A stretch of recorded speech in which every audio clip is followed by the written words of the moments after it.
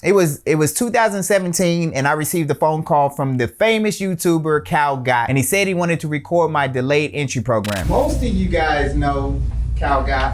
I was like, cool, come on out. So he came out there and I kind of picked his brain about YouTube, and honestly, it's one of the reasons why I started doing the YouTube channel. So you can watch that video later about what to expect at a DEP call, but for now, you can watch this video on what to expect while in the delayed entry program. All right, so when you return from MEPS, one of the first things you're gonna do is sit down with your recruiter and you guys are gonna go over some basic forms and what to expect while you're in the delayed entry program. It's pretty much gonna be very similar to this video. So one of your biggest responsibilities is to download the Aim High app, which used to be the delayed entry program app. I just feel like the Aim High app has the same amount of information plus more. I actually made a video about the Aim High app, which goes into depth about what you need to know. For your responsibilities in the DEP, you need to make sure you know first and foremost your reporting statement, which is Sir training! Sir training, Wayne reports as ordered. That is essential when going to basic training. You need to also make sure you know the Airman's Creed. I'm an American airman. Also, you might want to learn the Air Force song.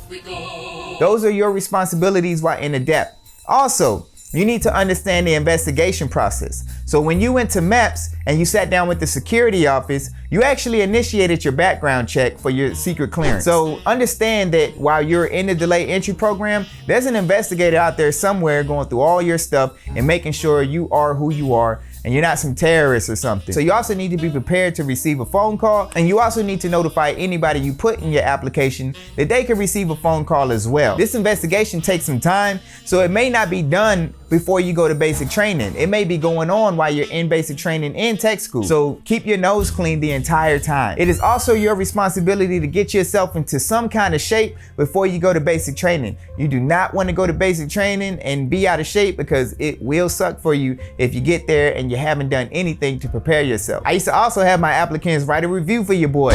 Put it on Facebook, put something on Instagram, put something on Yelp, on Google. Let the people know about me and how my customer service is in taking care of you. Your recruiters will appreciate that. And also, if you want to take it a step further, hook your recruiter up. Tell your friends about me. I'm telling you, it's cold out in these streets for recruiters. So if you hook them up with somebody who's also interested, they'll appreciate you for it. And don't be giving them people who got like 3 felonies and can barely tie their shoes. You want to give them somebody as qualified as yourself. I would also tell all of my DEP members that we have monthly meetings. We call them DEP calls. And I would either have this once a month or maybe twice a month, just depending on how much time I have. And at these DEP calls, you can expect to get your height and weight checked to make sure that you haven't gained any weight or went under your minimum weight while in a delayed entry program. You can also expect to maybe do some PT with your recruiter.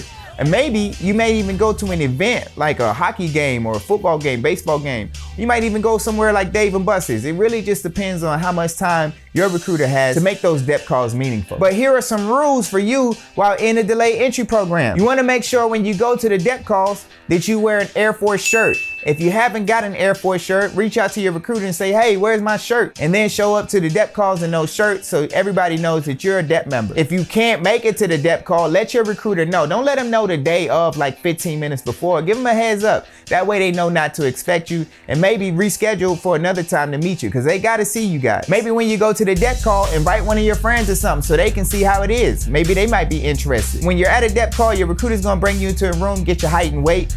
And that was my time to get the one-on-one with you and make sure there are no changes since the last time I saw you. So I would ask you like, hey man, how's things going? Got a new girlfriend? Got a new boyfriend? Anybody pregnant? Any drugs since the last time I talked to you? Have you got any law violations since the last time I talked to you? Have you hurt yourself? Have you gotten sick? Have there been any changes since the last time I've seen you? And this is very important, because if there are changes, then the recruiter needs to know so they can document it. Because the last thing they want to do is get surprised as you're getting closer to shipping and they found out something changed. So let your recruiters know as you go any changes that happen while you're in the delayed entry program. Also, don't do any extreme activities. If you are a skydiver or if you are a professional alligator wrestler, do not do that while in the delayed entry program. Please don't. Just don't. Try to avoid getting any tattoos, anything like that. It's just gonna make the paperwork harder. And also, MEPS counts a tattoo as an open wound. So we don't want any open wounds when we go back to MEPS. Also, try to avoid getting married, especially within the last 30 days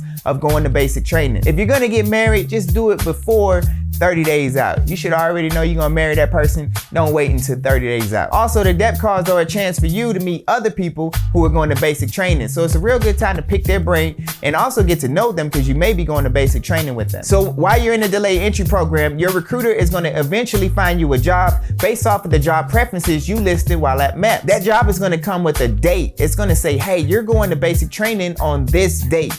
Your recruiter is going to call you in to sign a contract, and at that time you can choose whether you're going to sign a 4 or 6 year contract. But once you sign that contract and you get within 30 days, it's crunch time. At that time, your recruiter is going to want to start seeing you more often. So at the 30-day mark, this is the time when I started doing more forms with my DEP members. I would do the direct deposit form. This form is used so you can start getting paid. The Air Force is going to start directly depositing money into whatever bank account you choose to put on your direct deposit form. So when you go to basic training and start getting paid, the money is going to be in your bank account. You don't even have to worry about it. I would also have my applicants sign their life insurance form. By joining the Air Force, you're entitled to $400,000 life insurance. So in the event that you may pass for any reason, you list your beneficiaries and they get the money upon your passing. I would also at this time really start crunching down to make sure my DEP members started knowing that memory work. So I would start asking them, hey, do you know your reporting statement? Do you know the Airman's Creed? Do you know the Air Force song? Do you know what the Air Force's core values are? Do you know the enlisted and officer rank structure? Do you know what the chain of command is? Those things are very important. So I would start asking them about the 30-day mark. Have you started to memorize this information? You will have to see your recruiter again at the 15-day mark, and they're gonna make sure that there are no changes since the 30 days. They will also wanna make sure that you have all your documents ready to go, like your social security card, your driver's license, your birth certificate. They wanna make sure that you still have all those documents. That's also the time when I wanna make sure that your bank is good to go for your direct deposit form. I would also give my applicants the Air Force Wing Moms website,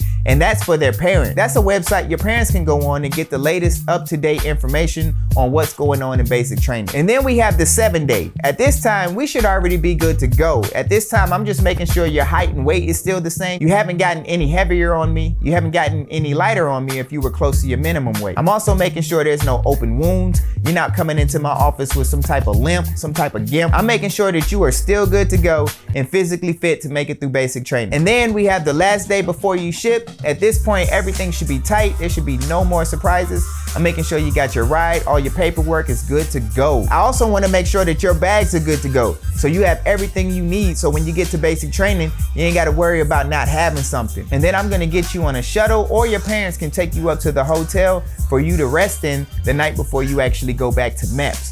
On actual ship day, you're gonna go back to MEPS and you're gonna do an inspection. They're basically gonna make sure that you are the same person you were when you originally went to MEPS. I actually made a video on what to expect in MEPS if you haven't already started the process. But if you have started the process and you're going back to MEPS for your inspection, then while you're there, the doctor's just gonna go back over those medical questions, make sure you are still good to go. Hey, have there been any changes? The security office is going to do the same thing. Have there been any changes? And your MEPS liaison is also going to make sure that there haven't been any changes. They're also going to get you on a scale to make sure your height and weight is still good. And they may visibly look at you to make sure that there are no open sores or no open wounds on your body. For women, they're going to make you take a pregnancy test to make sure you aren't pregnant. So make sure you aren't pregnant when you go back to MEPS. Upon them figuring out that your inspection is good, you're gonna eventually sit down with your MEPS liaison. They're gonna go back through all your paperwork, your contract, make sure everything is good to go. If you did a 4-year, at this point, you can still change to the 6-year if that's what you wanna do. And then they're just gonna make you wait until everybody else is ready to ship.